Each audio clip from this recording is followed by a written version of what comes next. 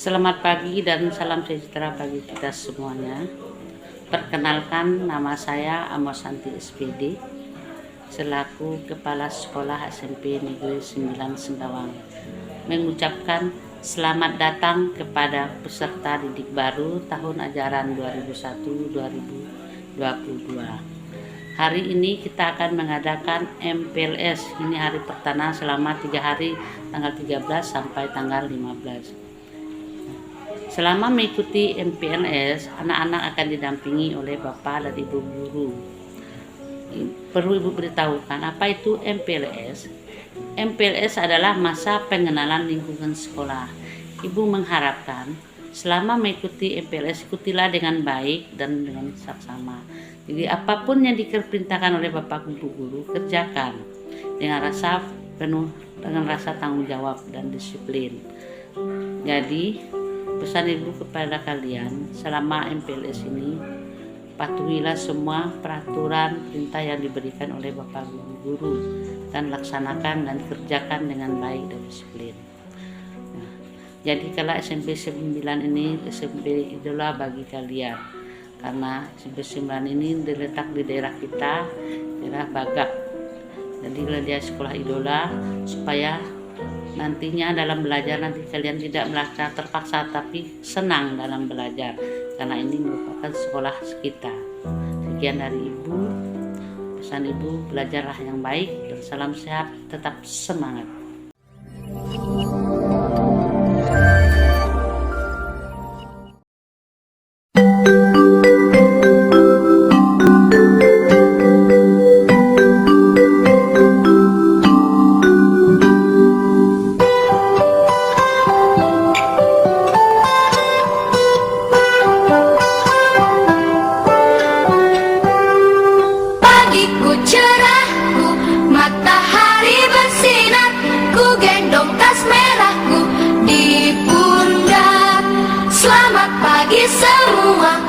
Nantikan dirimu di depan kelasmu, menantikan kami.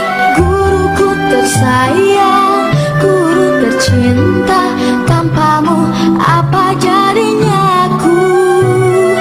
Tak bisa baca tulis, mengerti banyak hal. Guruku, terima kasihku. Nyatanya diriku kadang buatmu marah, namun segala maaf kau berikan.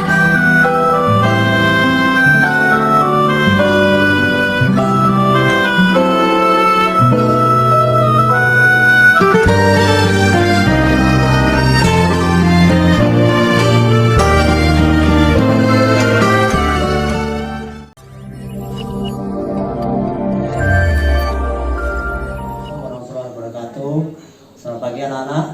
Perkenalkan, nama Bapak Eko Hadi Suboco. Bapak mengajar mata pelajaran IPS di kelas 8 dan 9. Nah, kali ini Bapak akan menyampaikan materi MPLS tentang wawasan Wiyata Mandala. Baik, sekilas ini tentang materi tentang wawasan Wiyata Mandala. Ada 3 suku kata. Yang pertama wawasan, yang kedua wiyata, dan yang ketiga mandala. Wawasan artinya itu adalah pandangan atau sikap. Wiyata berarti pendidikan, sedangkan mandala itu adalah tempat atau lingkungan. Lingkungan dalam arti ini adalah lingkungan pendidikan. Jadi apa itu wawasan wiyata mandala? Wawasan wiyata mandala itu artinya pandangan atau sikap kita terhadap suatu tempat atau lingkungan sekolah kita. Nah, lingkungan sekolah ini bisa berarti lingkungan fisik dan lingkungan sosial. Apa sih lingkungan fisik? Lingkungan fisik itu bisa berarti gedung sekolah kita, ruang kepala sekolah, ruang lab IPA, ruang lab komputer, ruang guru, itu lingkungan fisik. Sedangkan kalau lingkungan sekolah, lingkungan sosial, itu sekolah kita berdampingan dengan masyarakat sekitar. Jadi kita harus bisa menjalin hubungan baik dengan masyarakat sekitar. Nah, ini yang disebut dengan lingkungan sosial. Nah, bagaimana kita menerapkan wawasan Wiyata Mandala di sekolah? Nah, begini caranya. Ada tiga cara yang bisa kita terapkan dalam wawasan Wiyata Mandala. Yang pertama, kita menerapkan pola melalui 7K. Seperti biasa dari SD, SMP, SMA, sekolah-sekolah itu pasti ada 7K. Apa sih 7K itu?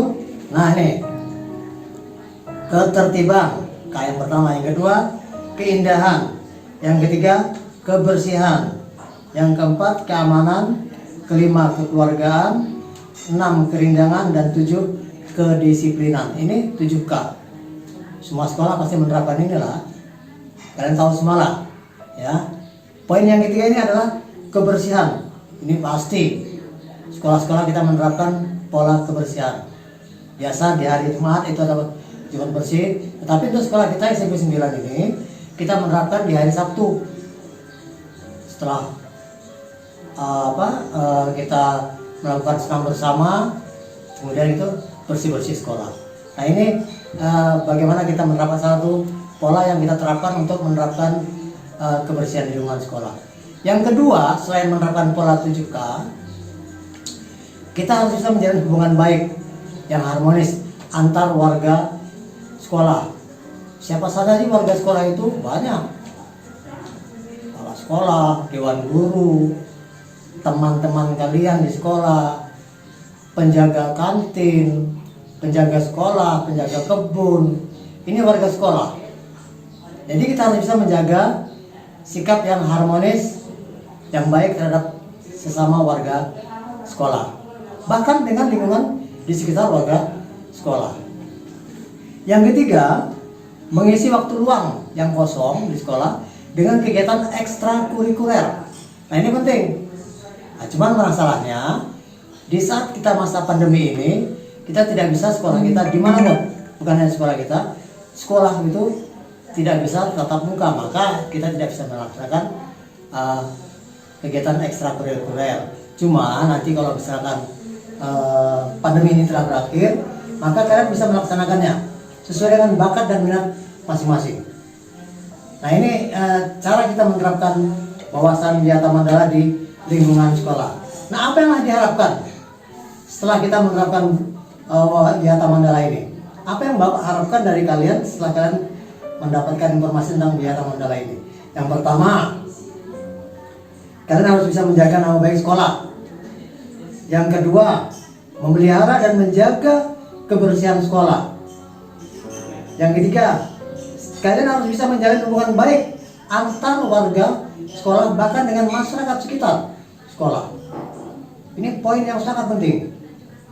Jaga nama baik sekolah, jaga kebersihan sekolah, menjalin hubungan baik antar sesama warga sekolah dan antar masyarakat di lingkungan sekolah kita ini.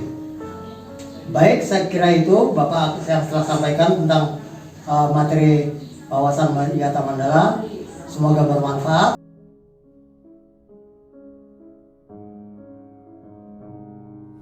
Selamat siang anak-anak. Ketemu lagi bersama saya Ibu Julianti. Kita akan belajar materi pramuka. Ada yang sudah mengenal pramuka? Sebelum lebih lanjut, mari kita tepuk pramuka. Tepuk pramuka. Nah, anak-anak, apa sih itu pramuka? Pramuka adalah kepanjangan dari Praja Muda Karana. Nah, anak-anak, pramuka ini sangat baik untuk kita, apalagi dalam wawasan karakter kebangsaan kita. Dan pramuka juga menciptakan kita menjadi anak yang disiplin. Selain itu, kita juga dituntut untuk bisa menjadi seorang yang memegang nasionalisme bangsa. Nah, anak-anak, setelah ini kita akan mendengar kelanjutan tentang pramuka melalui Bapak Rahadian Dedi. Silakan. Baik anak-anak, Bapak akan melanjutkan materi yang disampaikan oleh Ibu Julianti Dorcas Sitompul. Sebelum kita lanjutkan ke materi, mari kita teriakkan salam pramuka. Salam pramuka. Baik anak-anak, perlu kita ketahui bahwa pramuka terdiri menjadi 4 tingkatan. Yang pertama adalah pramuka siaga, tingkat SD, kemudian atau sekolah dasar. Kemudian yang kedua adalah pramuka penggalang untuk tingkat SMP. Kemudian yang ketiga, pramuka penegak atau tingkat SMA, SMK. Kemudian pramuka pandega untuk tingkat mahasiswa atau perguruan tinggi. Kemudian anak-anak, perlu kita ketahui bahwa gugus depan SMP Negeri 9 Singkawang adalah atau diberi nama gugus depan Pasubala, yaitu terdiri dari gugus depan pramuka penggalang putra yang diberi nama Pangsuma, kemudian gugus depan pramuka penggalang putri atau diberi nama Nyai Balau, disingkat menjadi Pasubala. Baik, itu sekedar menjadi pengetahuan untuk kita semua. Kemudian anak-anak, untuk gugus depan SMP Negeri 9 ini di bawah naungan dari Kuartir Cabang Kota Singkawang dan Kuartir Ranting Kecamatan Singkawang Timur. Itu perlu kita ketahui bersama bahwa kita gugus depan ini berada di bawah naungan Kuarcap Singkawang dan Kuartir Singkawang Timur. Baik anak-anak, mari bergabung bersama kami di dalam Ekstra Pramuka, di mana di kurikulum 2013 ekstra kurikuler pramuka menjadi ekstra wajib yang harus diikuti oleh semua siswa yang berada di lingkungan gugus depan Pasubala SMP Negeri 9 Singkawang. Demikian anak-anak yang dapat kami sampaikan mengenai materi kepramukaan pada kali ini. Kemudian tugas untuk kalian, silahkan tuliskan Dasa Dharma Pramuka dan Tri Satya. Kalian boleh tuliskan dalam selembar kertas, kemudian dikumpulkan ke sekolah atau ke panitia MPLS. Demikian, salam sehat untuk kita semua dan salam pramuka.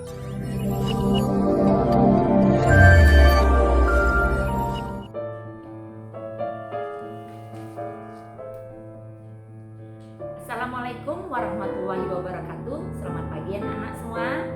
Baik, pagi hari ini saya akan memperkenalkan diri terlebih dahulu. Nama saya Ibu Tri Yudawantari yang sering dipanggil dengan sebutan Ibu Ari. Pada pagi hari ini saya diberi kepercayaan untuk menyampaikan materi MPLS dengan tema belajar efektif. Menyingkat waktu, kita langsung saja. Yang dimaksud dengan cara belajar efektif adalah proses pembelajaran yang mampu mengubah perilaku kita searah lebih baik dan menjadi sebuah kebiasaan agar prestasi yang akan kita capai lebih maksimal. Di situasi pandemi COVID ini, belajar tidak mungkin akan dilakukan secara tatap muka di kelas. Oleh sebab itu, kita ikut aturan pemerintah, yaitu dengan cara belajar di rumah yang dikenal dengan BDR. Baiklah anak-anak, pada saat BDR yang mungkin udah pernah kalian lakukan di SD, banyak sekali hal-hal yang ditemukan, ya, keluhan dari orang tua, masyarakat, bahkan kalian sendiri. Oleh sebab itu, mudah-mudahan apa yang saya sampaikan pada pagi hari ini bermanfaat buat kalian. Ibu akan membagikan tip-tip cara belajar efektif. Yang pertama itu adalah belajar kelompok.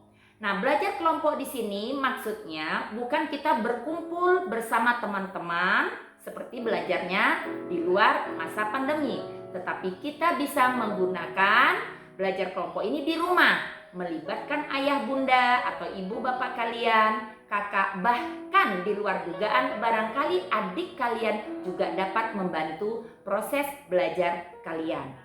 Seperti misalnya ada tugas yang perlu melibatkan mereka semua. Yang kedua yaitu disiplin. Disiplin adalah kunci dari segalanya. Kita sukses kalau kita bisa disiplin. Disiplin di sini artinya jadwal yang sudah kita sepakati, sudah kita rencanakan, harus dilaksanakan dengan baik. Nah, disiplin di sini bukan berarti kita belajar terus-menerus, melainkan kita perlu juga waktu makan, waktu beribadah, waktu menolong orang tua di rumah, bahkan waktu istirahat juga kita harus menggunakannya dengan baik dan tepat. Nah, baik anak-anak sekalian, ya. Yang ketiga adalah tidak malu bertanya. Nah, kenapa? Saya yakin biasanya kita kalau ingin bertanya malu-malu. Nah, di dalam belajar BDR, malu bertanya bisa kita lakukan dengan cara WA kepada Bapak Ibu guru penyampai materi tersebut, sehingga kalian bisa langsung mendapat penjelasan dari Bapak Ibu guru yang menyampaikan materi tersebut. Nah, intinya jangan malu bertanya. Yang keempat adalah menggunakan media atau sumber belajar lain. Nah, kita tidak pungkiri buku-buku yang dipinjamkan atau diberikan oleh sekolah biasanya jumlahnya terbatas. Oleh sebab itu, kita harus pandai-pandai mencari sumber atau media belajar lainnya. Sekarang kan sudah modern, kita bisa menguploadnya, bisa mengambilnya dari internet, bisa buku elektronik, bahkan atau bila perlu kalian bisa bergabung di grup belajar yang ada di grup belajar siswa luar misalnya ya. Nah, mungkin hanya itu saja yang bisa Ibu sampaikan mengingat waktu yang terbatas ini yang diberikan kepada saya. Tapi sebelum Ibu akhiri, ada oleh-oleh buat kalian, yaitu PR. Kalian salin di buku, kemudian nanti difoto, kirimkan ke WhatsApp yang sudah dibagikan oleh pihak sekolah kepada kalian untuk mengumpulkan catatan yang harus dikirim. Apa pertanyaannya? Yaitu, pertama, carilah pengertian dari belajar efektif. Kemudian yang kedua, buatlah atau rangkumlah 5 kebiasaan belajar kalian semasa SD yang barangkali bisa ditiru oleh teman-teman kalian untuk lebih baik. Demikian, semoga bermanfaat. Kurang lebihnya saya mohon maaf. Dan jangan lupa jaga kesehatan dengan mengurangi aktivitas di luar rumah. Kalau kalian jaga kesehatan diri pribadi, maka kalian juga akan melindungi keluarga dan orang-orang tercinta kalian. Semangat, salam sehat. Assalamualaikum warahmatullahi wabarakatuh.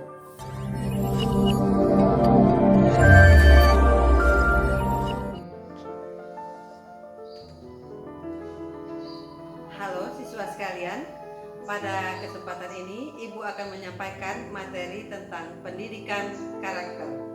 Jika pada tahun-tahun yang lalu kakak-kakak kelas kalian bisa berinteraksi langsung dengan guru-guru di sekolah, nah untuk kalian pada tahun ini kita tidak dapat langsung bertatap muka. Tapi Ibu berharap bahwa kalian tetap semangat untuk mengikuti kegiatan ini. Baik, ada pepatah mengatakan tak kenal maka tak sayang. Maka Ibu akan memperkenalkan diri dulu kepada kalian. Perkenalkan, nama Ibu Valentina Suryani. Di sekolah ini, Ibu mengajar bahasa Indonesia dan juga Ibu mengurus bidang kesiswaan. Ibu mengajar di sekolah ini sudah lama, yaitu dari tahun 1997. Nah, siswa sekalian, demikian dulu perkenalan dari Ibu. Selanjutnya, Ibu akan tanyakan, apakah kalian ingin mempunyai karakter yang baik? Tentu jawabannya iya. Kalian menginginkan karakter yang baik. Semua pribadi menginginkan karakter yang baik. Karena remaja yang berkarakter baik akan terhindar dari masalah-masalah yang terjadi di masyarakat. Contohnya, tawuran, kenakalan remaja, narkoba, miras, perilaku seks bebas, dan lain sebagainya. Nah, siswa sekalian, nanti Ibu akan tampilkan materi di dalam video ini. Kemudian tugas kalian di rumah adalah kalian pelajari materi yang Ibu sampaikan dan kalian catat kembali materi tersebut dalam lembaran kertas untuk selanjutnya dikumpulkan pada waktu yang telah ditentukan. Baik siswa sekalian, sampai di sini dulu materi Ibu. Silakan dipelajari, tetap semangat, jaga kesehatan dan sukses selalu.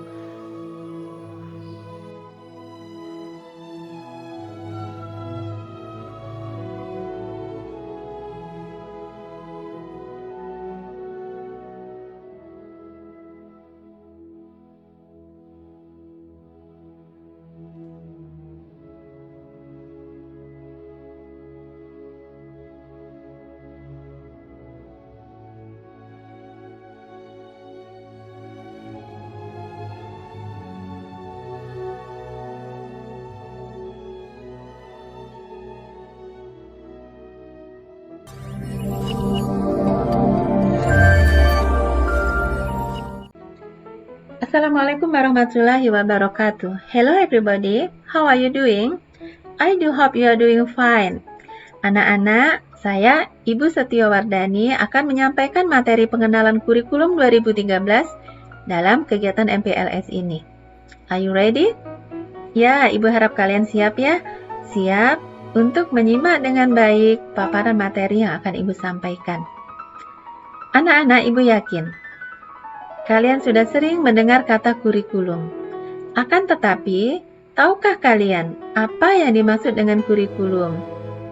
Baik, Ibu akan menyampaikan satu pengertian kurikulum. Begini, kurikulum adalah kumpulan rencana, tujuan, materi pembelajaran, dan bahkan cara mengajar yang digunakan sebagai pedoman oleh para pengajar demi tercapainya tujuan akhir pembelajaran. Nah, Ibu harap kalian bisa memahaminya ya. Sekarang kita akan melihat tahap pelaksanaan pembelajaran sesuai dengan kurikulum 2013. Nah, jadi dalam kegiatan pembelajaran sesuai dengan kurikulum 2013, khususnya yang dilakukan di dalam ruangan kelas, akan meliputi 3 kegiatan utama. Apa saja? Yang pertama adalah kegiatan pendahuluan. Yang kedua adalah kegiatan inti, dan yang ketiga adalah kegiatan penutup. Baik, kita lihat apa yang dilakukan seorang guru dalam kegiatan pendahuluan. Yang pertama, seorang guru akan mengondisikan suasana belajar yang menyenangkan. Jadi, Bapak Ibu guru kalian atau seorang guru akan memastikan bahwa ruang kelas kalian sudah bersih, bahwa meja kursi kalian atau siswa atau peserta didik itu sudah tertata dengan rapi. Demikian juga dengan pakaian yang dikenakan oleh para peserta didik. Sudah sesuai dengan aturan yang berlaku di sekolah tersebut. Yang kedua, seorang guru akan mendiskusikan kompetensi yang sudah dipelajari pada pertemuan sebelumnya. Kemudian akan menghubungkannya dengan kompetensi yang dipelajari pada hari itu.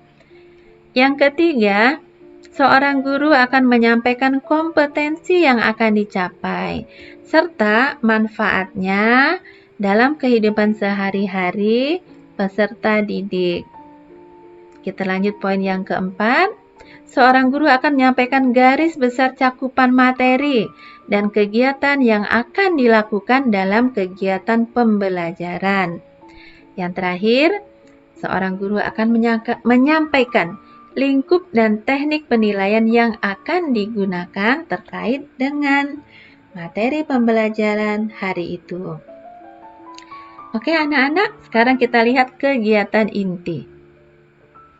Secara ringkas, dalam kegiatan inti, seorang guru akan memfasilitasi atau membantu peserta didik agar dapat melakukan proses mengamati, menanya, mengumpulkan informasi atau mencoba, juga proses menalar dan atau mengasosiasi, dan proses mengomunikasikan. Nah, dalam setiap kegiatan, maksudnya dalam setiap kegiatan pembelajaran, seorang guru juga harus memperhatikan perkembangan sikap peserta didik. Nah, sikap apa saja itu? Ada 2 sikap ya anak-anak yang diperhatikan seorang guru. Yang pertama sikap religius, yang kedua sikap sosial. Nah, di sini ada disampaikan beberapa sikap tersebut. Seperti jujur, teliti, kerjasama, toleransi, disiplin, lalu mensyukuri karunia Tuhan, dan sebagainya. Baik, sekarang kita lihat kegiatan penutup.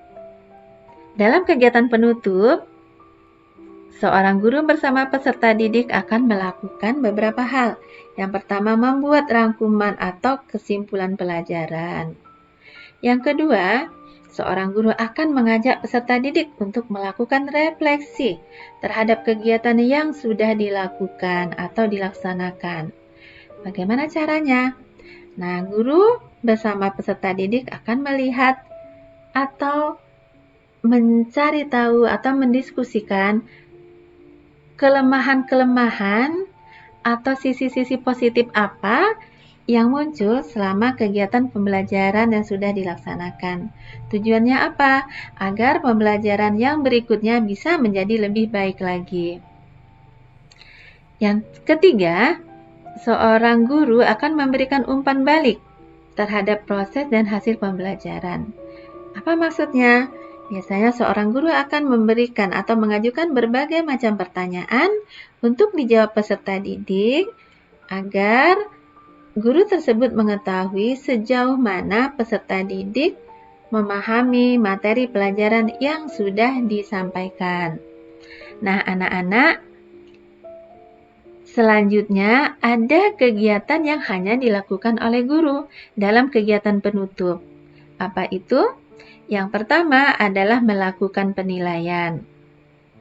Nah, setelah melakukan penilaian, maka guru itu akan melihat apakah nilai siswa itu tuntas atau tidak. Jika siswa memperoleh nilai di bawah KKM, maka siswa tersebut akan mendapat program remedial atau akan mengikuti program remedial. Nah, untuk siswa-siswa yang sudah tuntas nilainya akan mendapatkan program pengayaan. Demikian ya siswa anak-anak. Nah, selanjutnya seorang guru juga akan menyampaikan rencana pembelajaran yang akan dilakukan pada pertemuan berikutnya.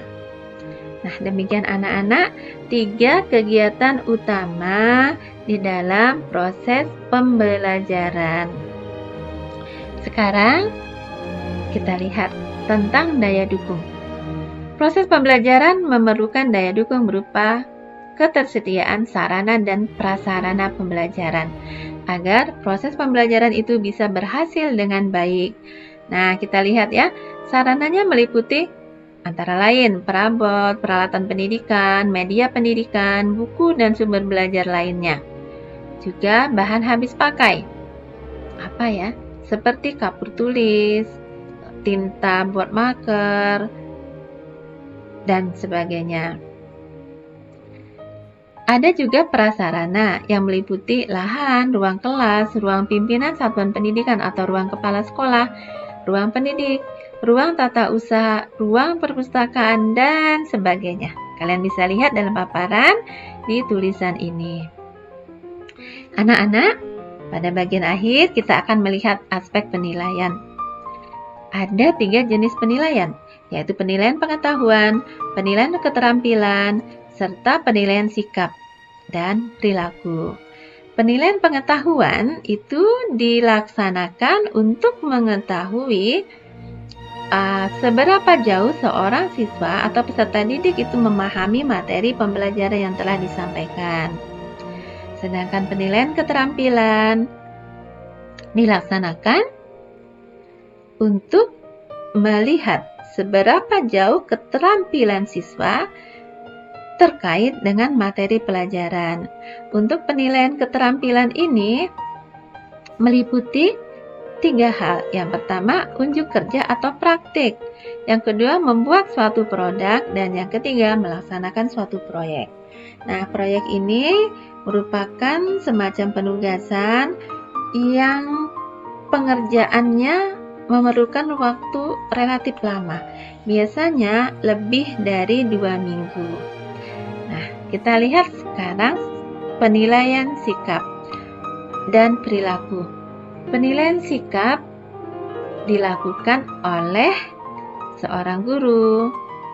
Bisa juga dilakukan oleh peserta didik untuk peserta didik lainnya, dan bisa juga dilakukan oleh peserta didik untuk dirinya sendiri. Nah, bagaimana caranya? Tentu menggunakan alat penilaian yang sudah disiapkan oleh guru. Nah, anak-anak, itu tadi pemaparan singkat mengenai pengenalan kurikulum 2013. Ibu harap kalian bisa memahami pemaparan sederhana dan singkat yang sudah Ibu sampaikan tadi. Nah, seandainya ada hal-hal yang belum kalian pahami, kalian boleh mengajukan pertanyaan di dalam grup WA yang sudah dibentuk untuk siswa kelas 7. Nah, anak-anak, sekarang coba lihat pada bagian ini. Di akhir penyampaian materi ini ada tugas untuk kalian. Apa tugasnya? Ini dia. Sebutkanlah 4 sikap positif yang menurut kalian harus dimiliki oleh seorang siswa atau seorang peserta didik. 4 saja ya. 4 sikap positif. Nah, setelah kalian sebutkan 4-4-nya, berikanlah alasan kenapa kalian memilih 4 sikap tersebut. Atau berikan alasan kenapa seorang siswa harus memiliki 4 sikap tersebut. Ibu rasa cukup jelas ya? Nah, demikian anak-anak. Jadi, Ibu akhiri pemaparan ini dengan Assalamualaikum warahmatullahi wabarakatuh.